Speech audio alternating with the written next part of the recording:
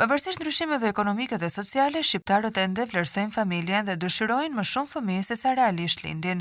Para 6 vitesh, 100 gra shprehën dëshirën për të pasur 250 fëmijë, por në realitet lindën vetëm 121.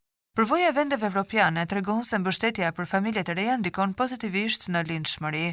Franca ka zbatuar politika të suksesshme, duke përfshirë leje prindërore, përfitime financiare dhe shërbime cilësore për fëmijët. Hungaria dhe Polonia kanë ndërmarrë masa të forta pronataliste, duke ofruar stimuj financiar për familjet me shumë fëmijë. Në Shqipëri, rënja e lindjeve dhe emigracioni po e plakin popullsinë. Censi i vitit 2023 tregoi se mosha mesatare arriti në 42.5 vite, me një rritje të ndjeshme që nga viti 2011. Mbyllja e shkollave, tkurrja e fuqisë punëtore dhe sfidat në skemën e pensioneve po bëhen shqetësime serioze. Ekspertët theksojnë se për të shmangur krizën demografike, nevojiten politika që mbështesin familjet e reja, përmirësojnë pagat dhe cilësinë e jetesës, duke parandaluar emigracionin masiv.